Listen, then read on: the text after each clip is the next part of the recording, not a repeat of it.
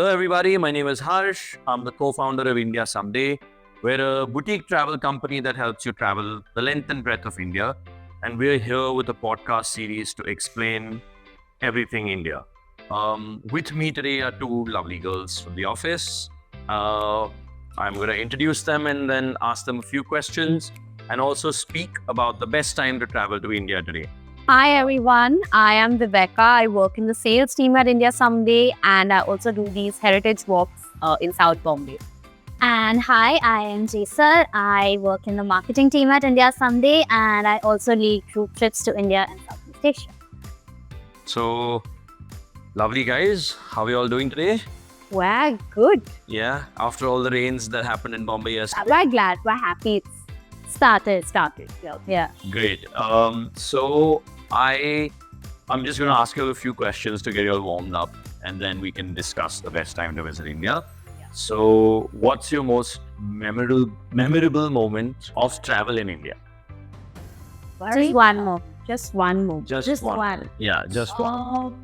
It has to be this trip that I did with my friends up north in this place called Dalhousie, which is in Himachal. It was also the first time I was experiencing snow, and in general, like there was sort of a lot of hiccups, like there was like an avalanche and it was mad. But that's the best bit about traveling is when you have all these experiences. So I remember that really well, and also because it was so beautiful. Like there's this place called Khajjar, which is known as the little Switzerland of India. So it's a lovely town. It's unbelievable. For me, that was Nice. You? Yes, sir? Well, to find one moment is very difficult. But there was this one trip I did recently where I genuinely, truly felt connected to like something bigger than myself, which was in Northeast. There are these living root bridges in the Northeast near Cherrapunji, where the tribals over there have they've like connected like to a lot of trees actually together to create like a bridge which connects like one valley to another, but it's living, so it's alive, so it's like always growing, and it's beautiful. Like you're walking on something that is alive and it's like connecting a place to another. It's like it's a very surreal feeling, because I think that thought behind it, like, you know, to create something through nature without harming it was something truly. Nice. What about you, Harsh? Yeah. So again, finding one is super difficult, but I recently went to a small national park in India called Satpura, where you can see tigers and leopards. But I saw a leopard hunting for like 30 minutes, and that experience was just phenomenal. So the leopard was waiting on a tree, and there were a bunch of monkeys and a gazelle down, and the leopard. Everyone thought it was going to attack the gazelle, so the monkeys were kind of just like. And then it suddenly jumped up and caught a monkey. Wow, I'm so glad. I hate monkeys. Wow, yeah. Well, Yeah. I love monkeys. Yeah, okay, sure. sad. It's out there in the universe now. She's just scared of monkeys. Let's just put it that way. Right? She's had a couple of bad experiences in the Elephanta Islands, I assume. Yeah. Yeah. Yes. So, okay. So that was like one of the most amazing moments, and we would not normally expect to see that in India because people don't associate India with wildlife. It's always Africa. So, that was definitely one of the most magical moments that I have had in India. But moving on, so we're here today to talk about the best time to travel to India, right? So let's start with that. Like, what do you guys feel is the best time to visit India? So, being a salesperson, no, but generally, like the ideal months would be starting from October all the way until March. Sure. Our favorite months are October, November, and February. That's like ideal time weather-wise. Yeah. It's like the shoulder season, which is basically before the peak season begins, but you're still sort of in the off season. Yeah, it's like the peak season, but like it's just like beginning at the end of it. So the rates are not like exorbitant. The crowds are also not a lot. Not yeah. So yeah, it's kind That's sort of our idea. that's ideal. It's also, if we see, like, we have three main geographical climates in India. It's wet and hot and dry, hot and wet, and cold and dry. And this is the cold and dry months, which is ideal for travels in general, because like you don't have to be in the scorching heat all the time and get to see everything. There are clear skies. So yeah, For photography. great for photography. Yeah. It's the best time, as long as there's no fog Yeah. in the mornings. Yeah. It's like the best time. Yeah. So I would say that the only drawback of traveling in that time is something that she mentioned, which is the fog. Yeah. Especially if you're traveling by train and by flights, that can be disrupted because it's colder. Hmm. All the clouds or the humidity kind of settles down, so it becomes really foggy and misty in the mornings. But it normally clears up by the time the sun hits. So It's normally by, I think, 8:30. it's actually, that's another magical moment which I must say is if you've gone and seen the Taj early in the morning when there's mist everywhere, and then as the sun hits, the mist kind of clears and you start seeing it clearer and clearer. It is. It's magical. And no one, how many other times I've actually been there, it still feels magical every time, right? Yeah, 100% agree. There has never been a single, a lot of people ask me oh, you've been here so many times. Does it ever get boring for you? And I don't think it ever gets because it's grand, it's beautiful. It's like, Oh, and it has this energy about it also. There is a certain energy. There's an aura around. 100%. I mean, it's a wonder of the world, and it owns it. Yeah. There's a certain dignity to it, and It's. I love the monument. We can talk about the city later, but I love the monument. So. I'm only talking about the monument. Let's break this down, right? Since we're talking about peak season, let's continue with that, right? So, when you say October, November, December, Jan, Feb, are there parts of India which you should not visit at that time, or almost is all of India accessible? In December's, only the southeast, which is Tamil Nadu, because that's where it's the cyclone in the Andaman Sea, which comes in December. So the East Coast does, but normally, it's not that. So ideally, you can travel all across. It depends on how much time you have. So you can do your north, which generally everyone tends to do first, which is Rajasthan and Agra, the Golden Triangle, Delhi, Agra, Jaipur. Then you can also do down south, which is Kerala, where you have the backwaters, tea plantations, so perfect place to end the trip. So depending on how much time you have, you can only focus on the north, you can only focus on the south. It just you can go up north as well if you want to see snow. If you're into like snow sports, we have great skiing in Jammu Kashmir. So which is also something India is not associated with a lot.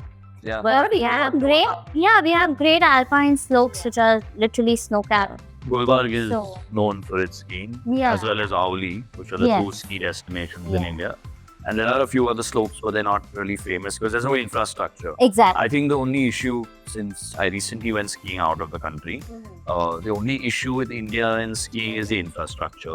We don't have enough ski lifts and so on and so forth. So if you're an avid skier, then you're going to find it a little more irritating, but it is beautiful. Nonetheless, right? I also want to mention there are also a lot of festivals which happen during this time in India. So it's nice to sort of plan your travels according to that.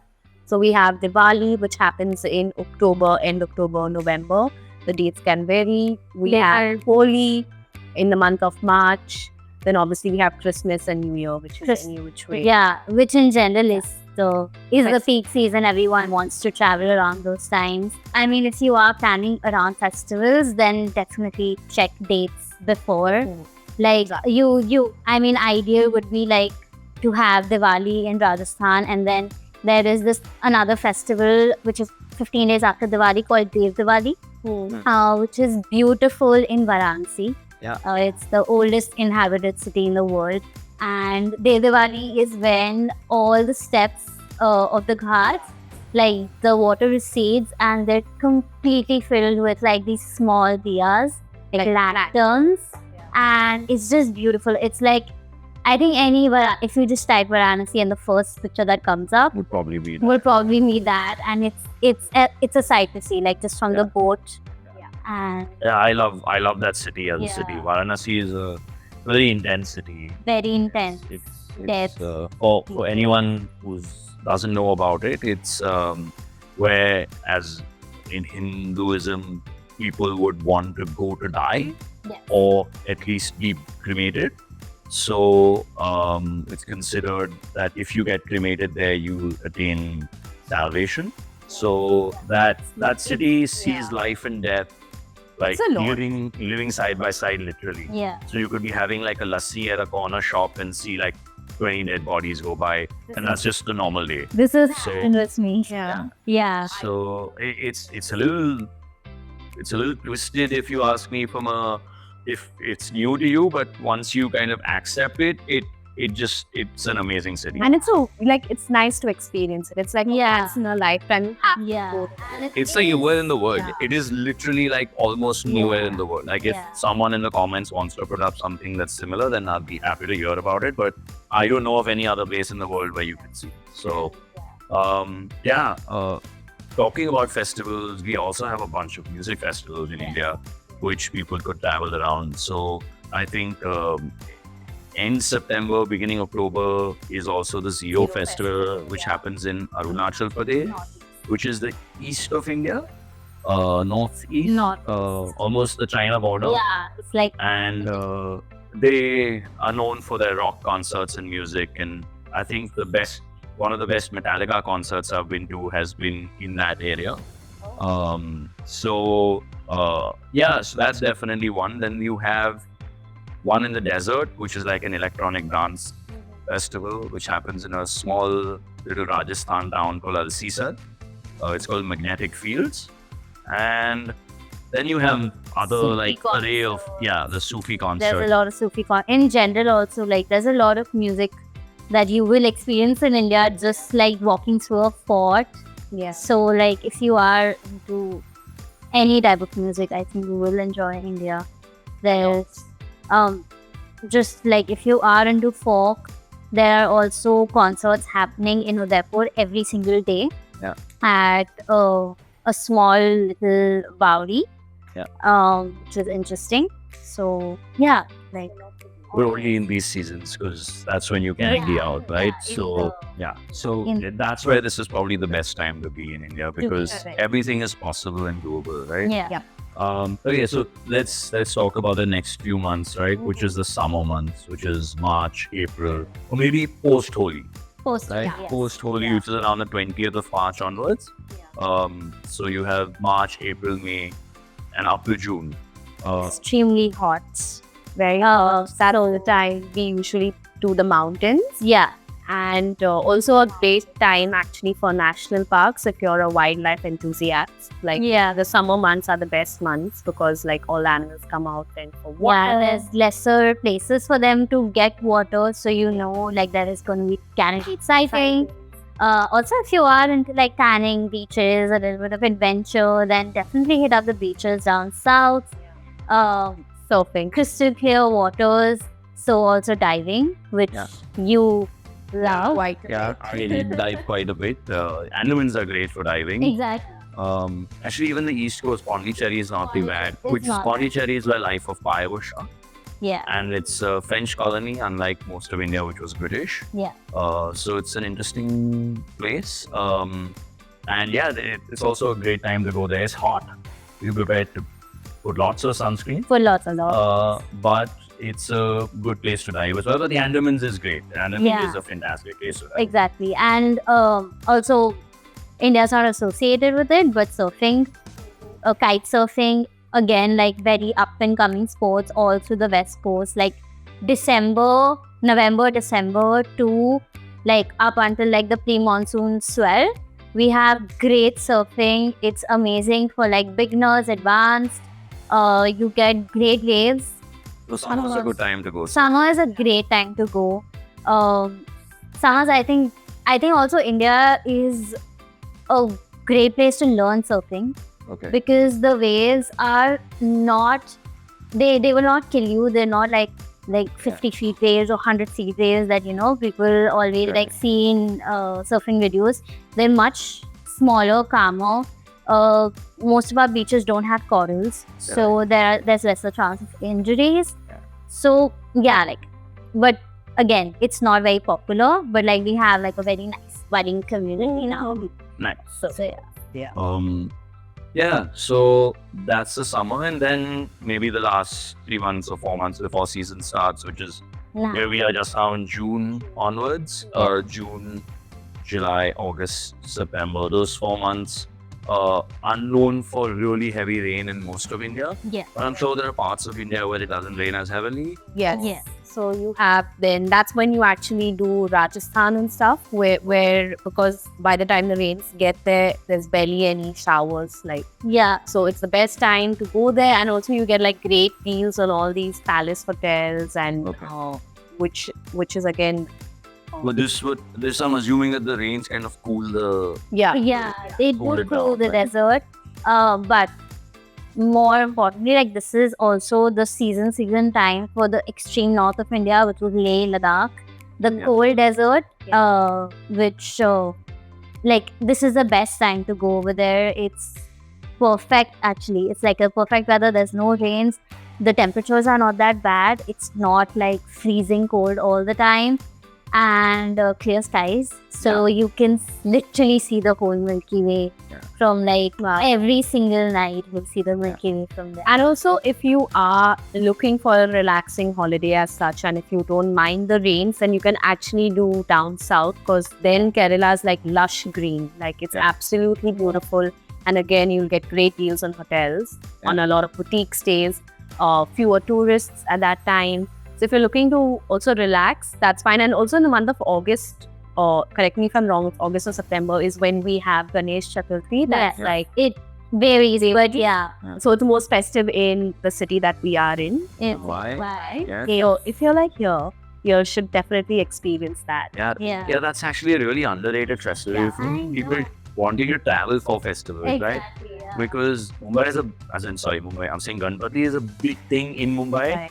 and everyone loves it, and everyone's out on the streets and dancing. But for foreigners, it's very less. Like no one knows that they should be coming here to Yeah. experience it. And it's so nice. It's like you could just be like sitting in one place and like seeing them pass, like, oh my god, this is how like it's so creative, so It's beautiful. also a festival that brings people together. So Yeah. that's The whole point of the festival was exactly. Together. yeah. Exactly. Yeah. So These, yeah, I remember going for Ganpati raves, so it definitely brought people together. So That's a different it's a different type of trip. yeah. This is also great for the Himalayan treks. Like from May actually. So May is when all the summer trails open up in the Himalayas, and mostly again Himalayas trekking is not something India is known for, but we have great treks and it's very untouched because we don't have tea houses. We normally just like trek with like backpacks and like tents. So there's no like fixed setups, there's no fixed places where you stay. Yeah. Just check. You probably definitely go with a company because there are a lot of permits that need to be taken for at least the Indian Himalayas because we're very close to the border. But other than that, I think it's the perfect time to come. and the companies also help you with the cook. Oh yes. Okay. So And the that's food is important. Yeah. Amazing. Yeah. You get a feast up at 12,000 feet. Yeah. Oh. Yeah. Amazing feast also, like they're Yeah. taking like gulab jamuns, like wow, in a tent, and I'm like, I never knew that. Okay, I'm in for trekking. yeah. They do the gulab jamun. I think last year on my birthday I was on a trek and they made me a cake. They didn't know it was my birthday. They came to know like a day before and they made me a cake from somewhere. So they're lying. They must have just carried it out and been like, hey. It's not No, easy to carry a it cake is- after. it was an Indian cake. It was just like a halwa, which was then like put into this cake. Still a cake and still the thought that matters. Yeah. So yeah, it was amazing. Yeah. Indian hospitality is amazing. Exactly. more than I think it all boils down to that, right? Yeah. like us, everyone is fairly hospitable. There are people that could have had bad experiences, but It can happen anywhere. but we hope that those are not too often. So just like wrapping up based on the information, the best time to travel, according to us, is October, November, and Feb, maybe till mid-March. For wildlife, the best time to travel would be the summer months, March, April, May, June. To go to Leh, Ladakh, which is absolute north, it would be June, July, August. We would specify maybe September. Yeah. But otherwise, India is an all-year-round Yes, destination, especially from a sales perspective. From every Uh, sector, I think. Yeah, it depends on who you are, what you like, what you don't like. Saying that, we'd like to sign off and hope you've learned a little bit about India, the best time to visit, and we hope we can see you in India someday soon.